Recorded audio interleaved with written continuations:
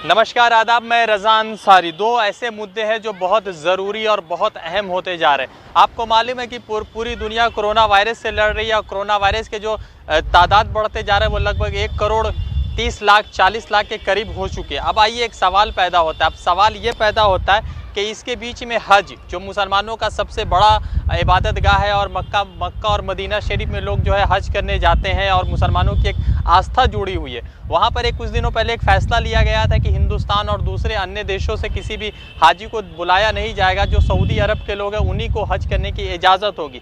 अब उसमें मोहम्मद बिन सलमान कह सकते हैं या वहाँ की जो प्रशासन है, सऊदी अरब की जो एडमिनिस्ट्रेशन है, उसने एक बड़ा फ़ैसला ये लिया है कि जो सऊदी अरब के लोग ही हज करने जाएंगे, अगर वो लोग बिना परमिशन मक्का के दूसरे जगह पर घूमते हैं तो उनको 10,000 का जुर्माना दे दिया लगेगा। और 10,000 का जुर्माना को अगर आप इंडियन करेंसी में देखते हैं तो 2,40,000 के करीब जो है ये पूरा राशि जाता है।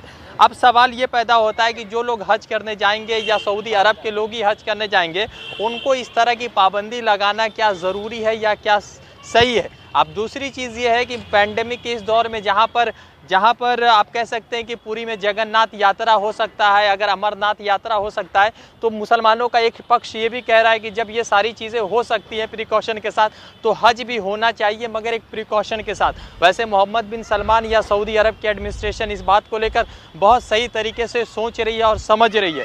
दूसरी खबर, जो बड़ी खबर है, वो ये खबर है कि तैयब उर्दोगान जो टर्की के प्रेसिडेंट हैं, उसको लेकर एक नया विवाद जो है सोशल मीडिया पर आप कह सकते हैं कि एक सीडो और फेक लोग ये चला रहे हैं कि मोहम्मद बिन सलमान जो है एक डिक्टेटर की तरह है और बहुत सारे लोग उसको प्रधानमंत्री नरेंद्र मोदी के साथ जोड़ रहे हैं। अब इसके पीछे का जो मसला है वो मसला ये है कि 700 साल पुरानी होगो साफिया नाम की एक मस्जिद थी जो 1935 में जब अंग्रेज़ी पावर वहाँ पर आई थी तो उसको म्यूज़ियम में कन्वर्ट कर दिया गया। जब बाल्फोर डिक्लेरेशन के 100 साल पूरे होने के बाद फिर से जब मस्जिद बनाया गया है तो बहुत सारे लोगों को पेट में दर्द हो रहा है, बहुत सारे लोग पेट से दर्द में परेशान है।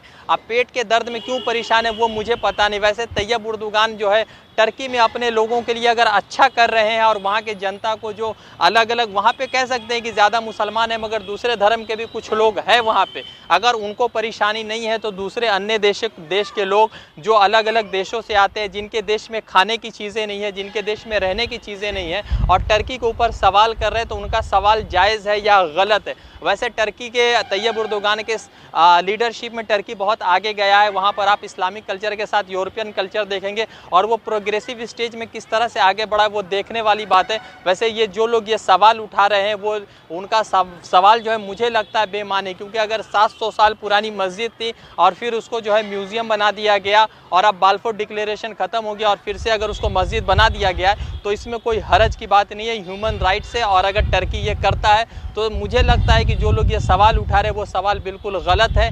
इस तरह के सवाल नहीं उठाने चाहिए। मैं रज़ान सारी कोलकाता से रिपोर्ट कर रहा था, फिर जुड़ूंगा अपडेट के साथ। शुक्रिया।